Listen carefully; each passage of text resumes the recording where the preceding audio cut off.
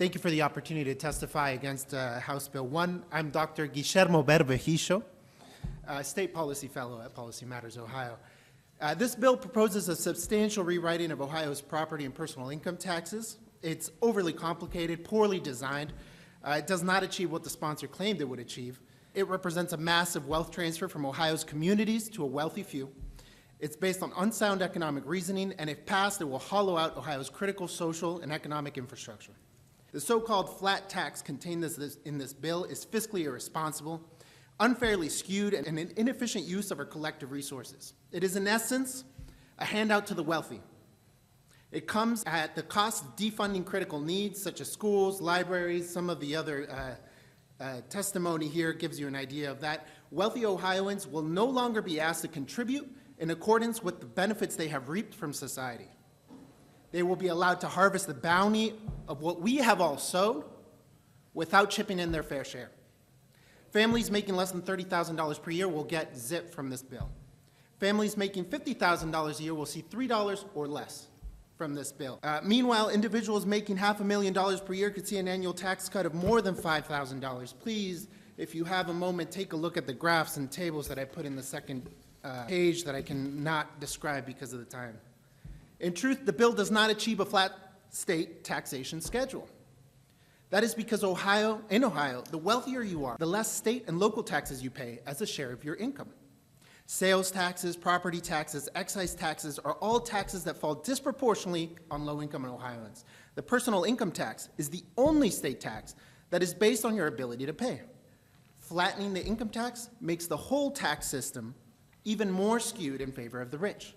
If Representative Matthews desires to flatten the tax system, he should increase the taxes on wealthy Ohioans so that they pay the same share of their income as working-class Ohioans do. Instead, the bill contributes to the decades-long drive to defund Ohio's communities. We've seen this movie before. We've heard the well-oiled talking points, the empty promises. Ohio has steadily been cutting taxes for decades, fanciful stories of growth and prosperity. None have materialized. In fact, because of the business income tax deduction, also known as the LLC loophole, Ohio already has a flat tax or no tax at all on business income. Over the past 2 decades, Ohio's share of employment, the number of businesses, has steadily declined. In a typical year, Ohio grows slower than the national average, and when recessions hit, they hit harder and they last longer in Ohio. Moreover, a very simple exercise of adjusting for inflation, our revenues, dispels any notion that there may be a relation between tax cuts and increased tax revenue. Just look at that table.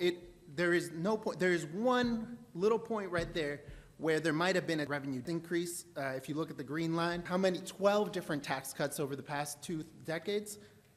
Almost every single one is related to a revenue decrease, as we would expect. There's no logical reason why this flat tax experiment will deliver where other tax cuts have failed.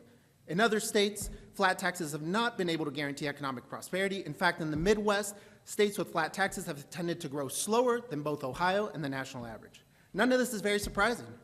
Economic growth is a function of healthy communities, educated workers, effective infrastructure, and other social factors that are made possible by state revenue.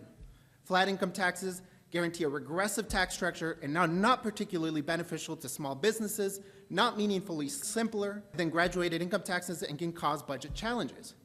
Flat taxes are not particularly good tool to attract business or investors, and flat taxes are also unlikely to attract any significant interstate migration. During sponsored testimony, Representative Wiggin, he mentioned his son lives in Texas. I'm going to skip that whole part, but basically the point is that by living in Texas, you save $176 compared to living in Ohio, which is not enough to pay for a flight to come back to Ohio for Thanksgiving.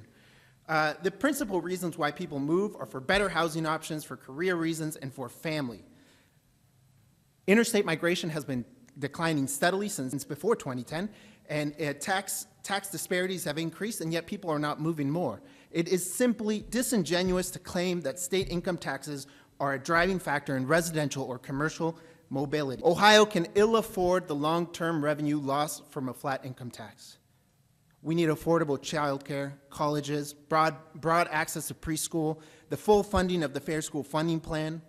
We need all our children to be well-fed.